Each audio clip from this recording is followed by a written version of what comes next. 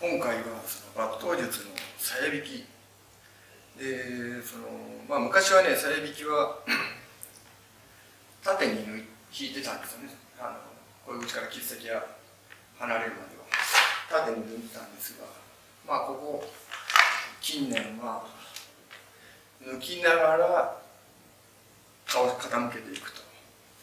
抜きながら傾けていくような、ほとんどの技はそのようにやってると思います。それで特にですね、反転して強く振り抜く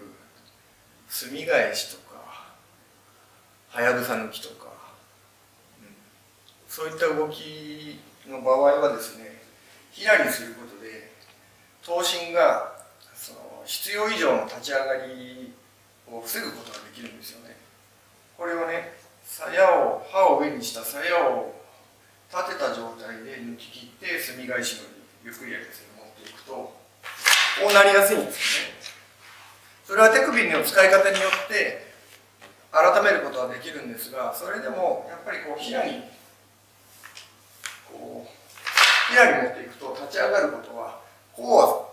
うはありえない、できませんから、ならないんですよね。それでそのまま返すことが翻して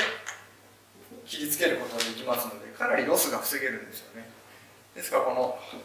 鞘引きというのは最初からひらにすると、これはこれで発力書道の書でしょうね。もう書道の一番最初の力のパッと入るところの力が出ないんですよね。それは以前ノルウェーから来られたタラさんが、体術でね、私が正座してタラさんのこの腕を両手で押さえて、それをこの抜き付けのような形でね、抜いていくときに、この状態で抜くのとこの状態で抜くのと、ここから回しながら抜くのとの力の通りの違いを検証した動画がね、それは YouTube に公開したものがあるんですが、それで検証したように、最初からひらっていうのは肩がちょっと上がった状態なので、書道の本当の最初の力のところがちょっと出ないんですよね。でそこは押さえておく必要があるので、スッと落としておいて、抜きながらスッと横に出ていくと具合が変わってくるんでね。ですからここで手をですね、ひらにして、そこから回転させて引きっていくと。はやぶさもそうね。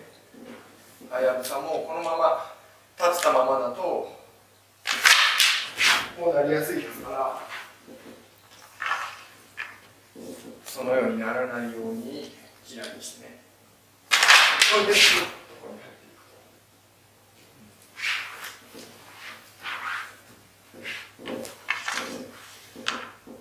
と、そうした無駄を一つずつ省いていく必要がありますので、鞘引きの鞘をね、ひらに寝かせながら抜くということ、これは私は大事にして稽古しております。